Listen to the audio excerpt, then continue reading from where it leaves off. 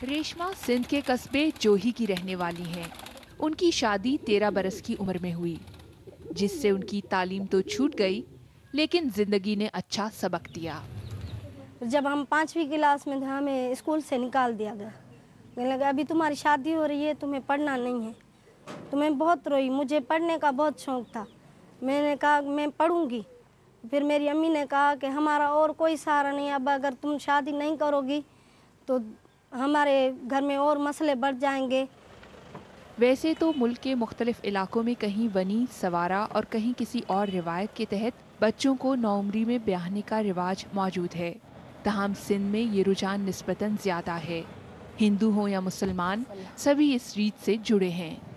चंद माह पहले सिंध हुकूमत ने कम उम्री की शादी के खिलाफ एक नया कानून मुतारिफ करवाया है, जिसके बाद अब इस जुर्म में मुलविस अफराद की सज़ा और जुर्माने में इजाफा हो चुका है। लेकिन 4 माह गुजर जाने के बावजूद अभी तक इस कानून के तहत किसी एक शख्स को भी सज़ा नहीं हो सकी। लेकिन जब से नया कानून बना है, मजहबी बहस से कतई नज़र मोहम्मद अमीन जैसे निकाह ख्वान दूल्हे और दुल्हन का शनाख्ती कार्ड देखे बिना निकाह पढ़वाने से इनकारी हो रहे हैं। जब पाकिस्तान ने कानून ये बनाया है कि लड़के और लड़की की 18 साल उम्र हो तो उसकी शादी करवाएं, कानून के मुताबिक हम पाकिस्तान में रहते हैं तो उसको कानून को तो मानना पड़ेगा ना। सुजाग संसार नामी तंजीम भी अब स्ट्रीट थिएटर के जरिए गांव-गांव नए कानून की आगाही देने की कोशिश कर रही है। थिएटर के अरकान अब लोगों के रवैयों में तब्दीली महसूस कर रहे हैं।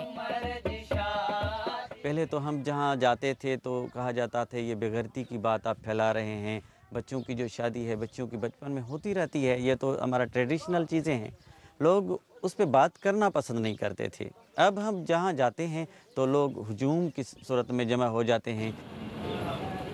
लेकिन रेशमा को तो नए कानून की खबर ही नहीं। वो तो खुद जो तकलीफ देख चुकी हैं, अपनी बेटी को किसी सूरत इससे गुजारना नहीं चाहती। शुमाइला जाफरी, BBC न्यूज़, जोही, ज़िला दादू।